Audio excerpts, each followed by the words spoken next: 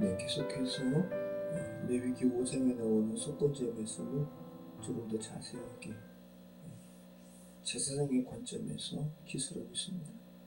자, 속건제사도 지극히 거룩한 제사라고 말씀하십니다.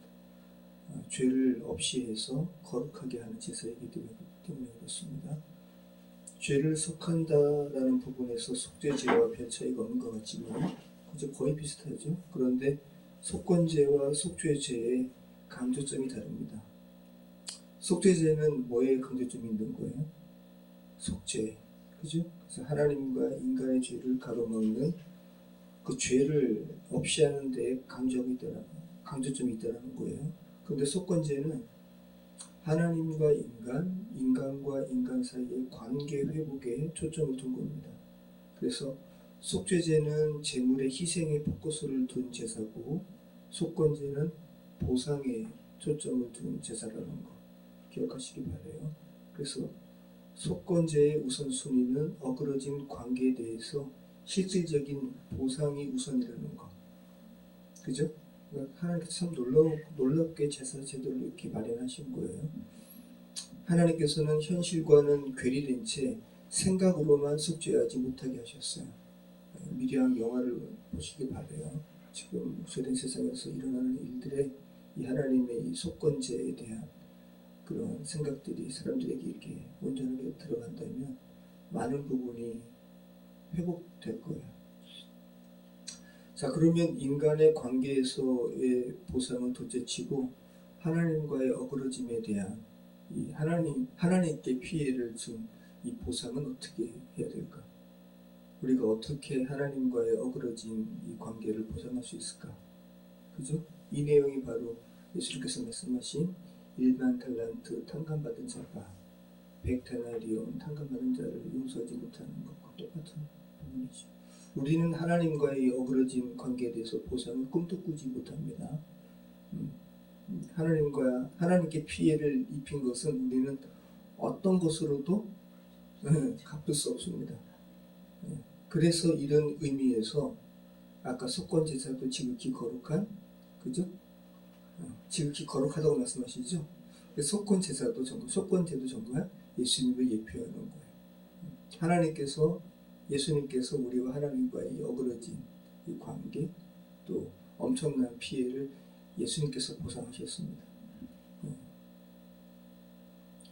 자, 우리가 하나님과의 어그러진 관계를 극복하고 하나님과 교제를 하고자 할 때 속건제사의 의미에서 가장 먼저 피해 보상을 해야 되는데 그 속건제사의 첫 순서를 예수님께서 담당하셨다는 거, 이것을 우리가 믿는 것이 우리가 죄된 세상을 살아가는 첫 걸음이라는 거.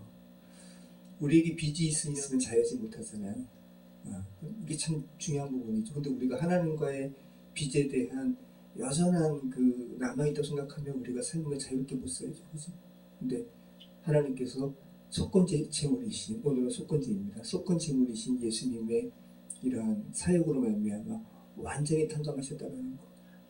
이게 밑바탕에 깊게 가지고 있고 우리가 삶을 살 때는 정말 차원이 다른 삶을 살게 될 겁니다. 자, 6절부터는 속건제물을 특별히 제사장이 나누어 먹는 부분에 대해서 언급하고 있습니다. 제물을 드린 사람도 제사장처럼 먹을 수 있는 화목제물과 달리 속건제물은 제사장만 먹습니다. 속건제사를 드리는 사람은 먹지 못합니다. 이것은 상식적으로 생각해도 당연한 거죠. 화목제는 보라가 극복된 잔치와 같은 그런 제사이기 때문에 제사를 드린 당사자도 그 잔치에 참여하는 거예요. 이웃과도 참여하고. 정말 이건 잔치죠. 근데 속건제는 피해 보상에 대한 슬픔 가운데 드리는 제사이기 때문에 제사 드리는 당사자는 그저 그 제물을 취하지 않는 것은 너무나 당연한 거죠.